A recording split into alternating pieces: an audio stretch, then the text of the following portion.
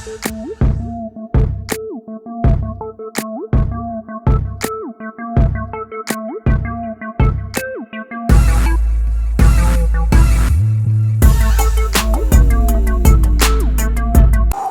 doing the editing needs to be consistent, because you can't show us people fighting in the garden and then have them cuddling in bed like nothing happened. That doesn't make sense to me. That really doesn't make sense. Because you have islanders fighting when they come back from their dates, and then suddenly when it's nighttime they're cuddling with their partners, and I don't understand it. And then the Malicia Meg situation, I really don't like it. I thought Meg and Dejon were a great couple, and I think Dejon sadly is caught between a rock and a hard place, because both girls seem to be very fiery and he doesn't seem like he's a confrontational person. So I don't know how he's going to handle the situation if it continues. And oh my god, I'm side-eyeing Connor, because the audacity to make a hot drink for someone new and not make for Tony, someone he's been in a couple with for a while, I do not get. Anyway, hey there, thanks for stopping by. Welcome to my channel. If you're new here, don't forget to subscribe, click the like button, turn on the notification bell for when I upload new videos, and definitely leave a comment. In this episode, I'll be reviewing Love Island UK, Season 12, Episode 6. I'm so sorry about the late response to the comments. I will try and get back to you all as soon as possible. The projector screen was just finest, pettiness at its finest, because the girls were able to see exactly what their guys were saying, and so for production to do that, that was crazy. They didn't even need to wait for movie night or for the what do you call it, the award ceremony. They just decided to start guns blazing, and most of the girls were upset at the idea of their guys flirting. Sadly for Helena, hers was a totally different reason. Her guy was flirting and he was talking badly about her. And personally, I feel it's about time she found out what he's been saying behind her back, because he's been saying this and everybody else has heard it, but they have chosen to take the high road and not tell her for reasons best known to them. At that point, Shakira then had to own up and say, he's busy telling me that there's unfinished business. And you could see Helena, part of her wanted to believe Shakira, the other part didn't. So it was interesting that we then got to see the dates, and you had Harry going to this spiel about, Shakira, she's very proud, and so maybe this is why she's saying things are over, but he feels there's unfinished business. And that was exact confirmation of what Shakira just told Helena, which is really sad for Helena, because she should have tried to make things work with Blue, but she decided to jump ship and go for someone else's guy. Serves her right for crawling in the middle of the night and pulling someone out of bed. That's the reward that she gets. You have Connor. Connor was a totally different situation. He was more respectful of his partner, and he made sure to tell the girl that, he was exploring a connection with, that he's in this couple, he's happy in his couple, but he's open to getting to know her because she is his type of girl. So I don't know how that's going to come back with Tony and the new girl, because the new girl is his type. He's refused to confirm that Tony was a default coupling, which is good, because he could have easily humiliated her and said, I am with Tony because nobody else wanted me, or I didn't have any other choice. But he didn't say that, which at least is more respectful. Meg, my girl. I don't know how to feel about her behavior. I thought it was unacceptable. The fact that she kept swearing and shouting. I understand, she's in this couple with Dejon. I understand she might, be developing feelings. But for her to critique someone she hasn't seen yet, I didn't like that. Yes, she's entitled to feel how she feels if he's making the same comments that he said to her. But I still feel she went a bit too much. And I can't wait to see what happens when, Dejon comes back. The guys come back and the girls are on fire, because they have seen the footage of the dates, and they are feeling some type of way, especially about the comments or how the guys describe their relationships.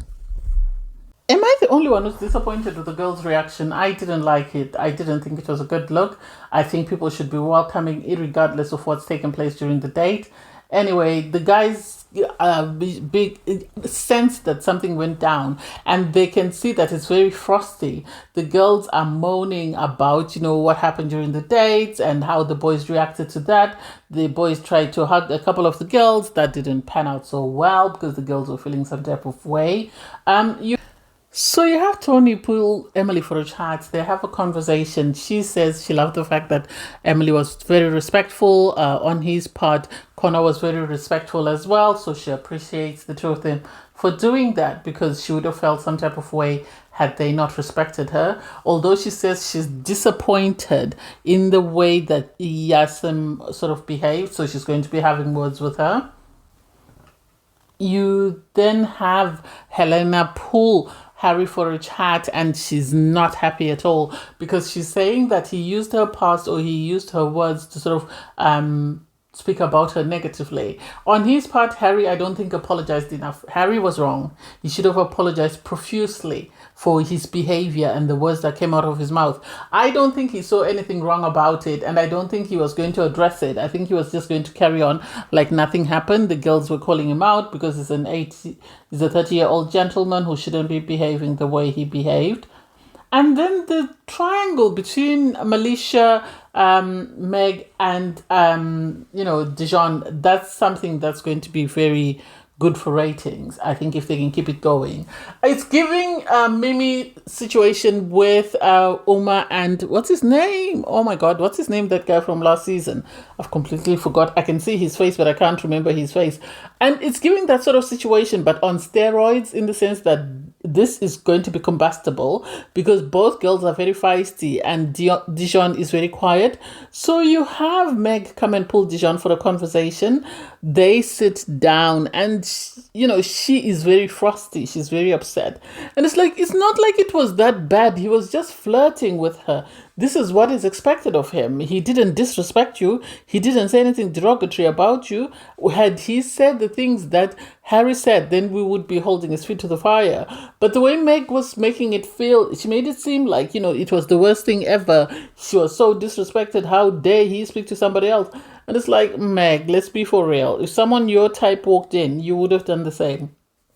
Let's not pretend like, it's only Dejon who's going to behave that way. I didn't like that. I loved the calmness in which Dejon handled the situation in the sense that he kept quiet, he listened, he just sort of gave his answers according to whatever she asked and then kept it stepping. And when Meg, I think she was expecting a combustible situation. I think she was expecting him to sort of give her as well as she was giving him.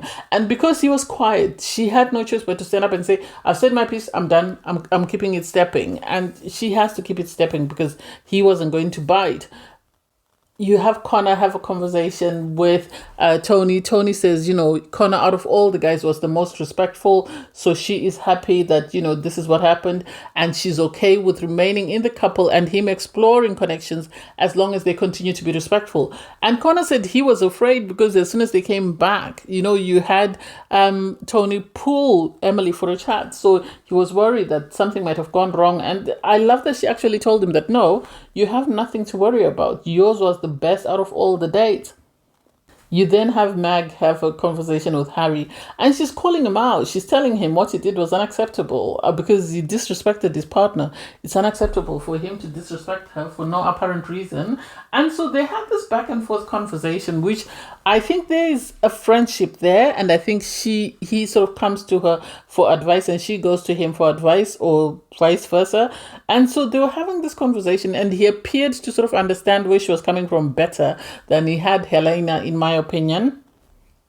While they're having this chat, you then have Malicia go and pull Dejon for a conversation. I think he's the one who's made it the most comfortable. I don't think she wants to go after Lima's guy, Ramel. I think she would prefer to stay in Dejon sort of territory. And sadly, I didn't like the sarcastic remarks that Meg was making. That wasn't necessary. And I love the fact that you had Malicia call her out to say, what did you say? Repeat what you said. I'm here, I'm listening. So come again, let me hear you. Say it with your chest. And for Meg to say, I'm happy to say it with my full chest, tells you the type of guys that she normally dates. And so her being with Dejon is nothing new. I actually think the more Dejon stays on my TV, the more handsome he looks. I think he's quite good looking. I was actually pleasantly surprised because I underestimated him on day one, but he actually looks not bad. So the islanders then get ready for bed. And it's interesting. I always love to watch people in bed to see how they behave and see if there is a bond there. And the most amazing part was you had people like Alima and Dremel. They were facing, well, their backs were turned to one another, and yet, well, it's normal for Ben and Shakira to be making out in bed. That's a given. For Tony and Meg, it's common. But then Helena, I didn't understand her spooning with this man that she says has just disrespected her. When did we go from being upset to suddenly we're spooning? Make that make sense? Even Dejon and Meg, after the fight, I was surprised to see them cuddle. And it's like, I thought you two were fighting. How did we go from fighting to suddenly we're cuddling in bed? Which is it? Are we upset, or are we, just doing that for the cameras? So in the morning, the tension continues. You have Helena pull Harry for a chat. She feels some type of way about the fact that he used the past against her. He doesn't seem to see anything wrong with what he said, although I don't think he's apologetic. I think he's sorry that he got caught, but I don't think he's apologetic for the comments that he made. And for Helena to continue to say he used the comments, but she said it on the daybeds when there were other people there. So it's not like it was just the two of them, and she said it in private. Anyone could have repeated it. So yes, Harry is wrong for repeating it, but at the same time, she said it in private on TV, and so she can't blame him for repeating what she said. Maybe she should have thought about it before she opened her mouth. They agree that they want to continue with this situation. I don't think Harry wants to continue the situation. I think Harry is done, because he said to her, she said in the real world she wouldn't have put up with it, and he said, if she wants to move on without him, he is good. Harry wants to move on to the new girls, but he doesn't want to be the bad guy, so he's going to try and do anything and everything to make her Helena move on from this situation. But the problem is Helena doesn't have any other options outside of Harry. The only other person she would go to is Shay, and Shay doesn't seem to be winning anyone over. You have Malicia and Meg go for a chat where they talk about the incident with, the night before.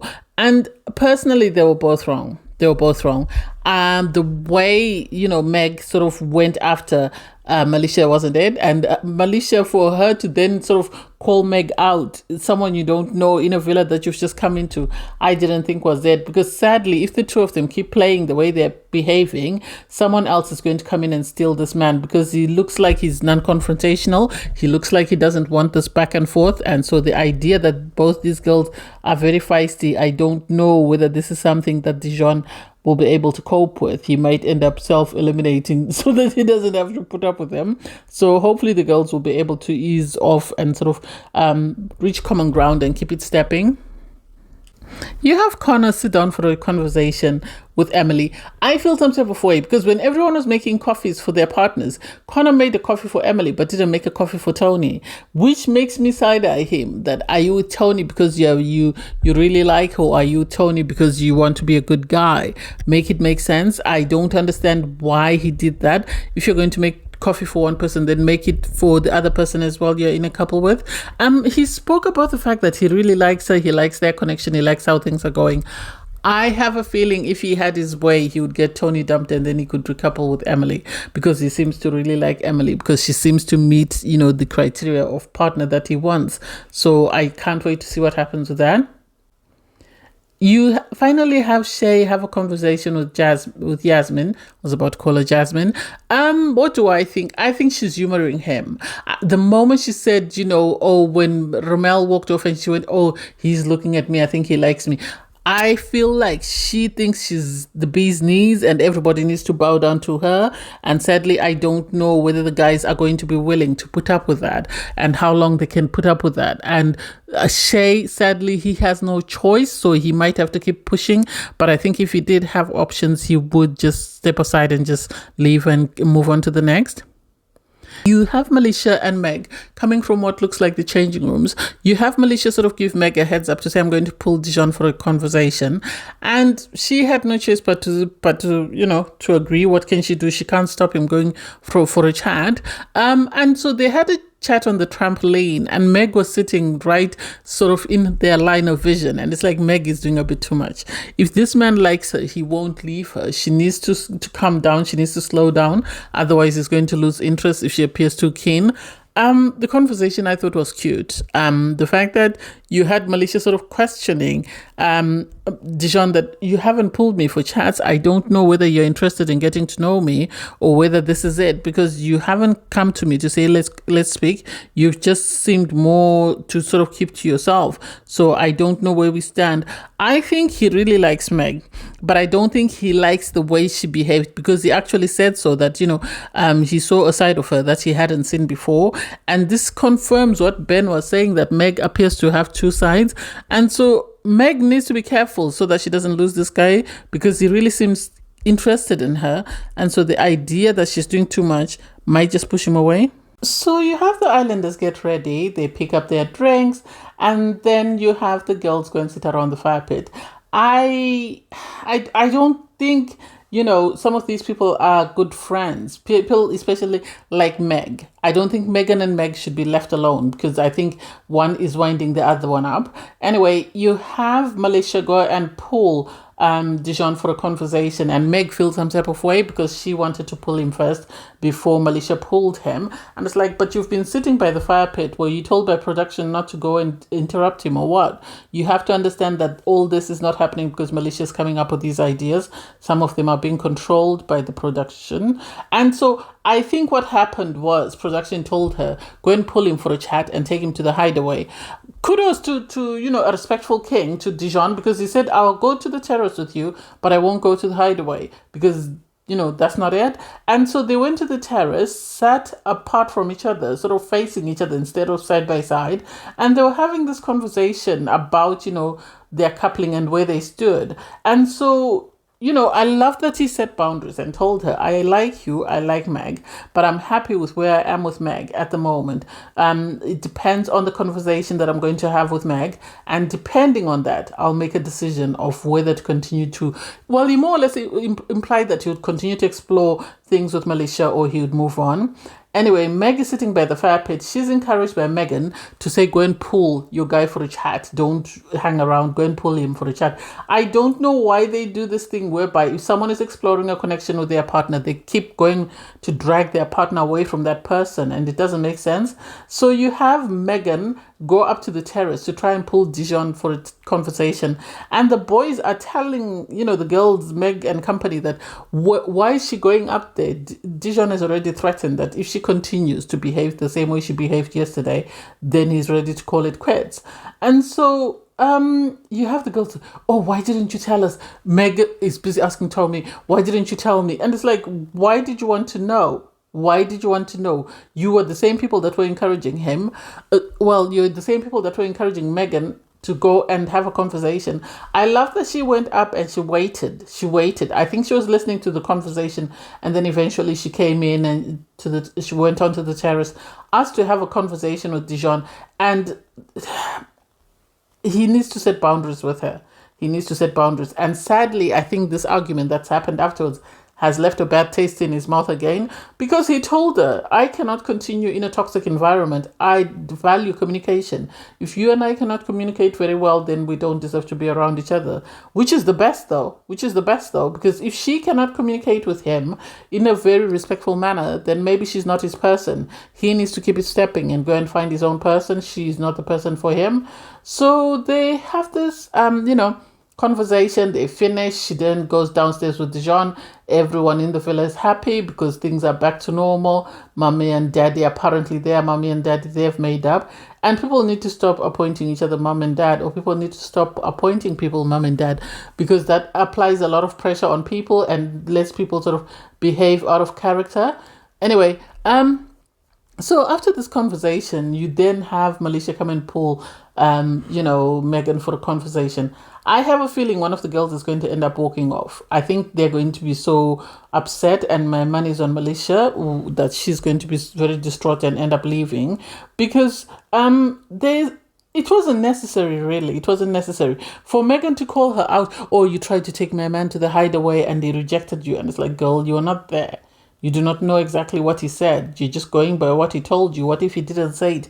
Yes, he said he didn't want to go to the terrace, but still there's no need to make it seem like she was dragging your man, kicking and screaming. So I didn't like that conversation. I felt it was very disrespectful on Megan's part and Malicia's part as well, but she was provoked, so she was just defending herself. For Meg to sort of chime in, that's not her place to speak. That's not her place to speak. Neither is it her relationship. They need to send in Tommy's type so that she gets a taste of her own medicine, because she needs to stop minding other people's business and mind her own. Anyway, I enjoyed the episode and I can't wait to see the continuation of this thing. They might need to separate Malicia and Meg for a bit. They might need to separate those two, or Dejon might decide to break up with both of them and go home. Anyway, thanks guys for watching. Please don't forget to like, share, comment and subscribe, and click the link in my video to watch my review from episode 5. Bye guys.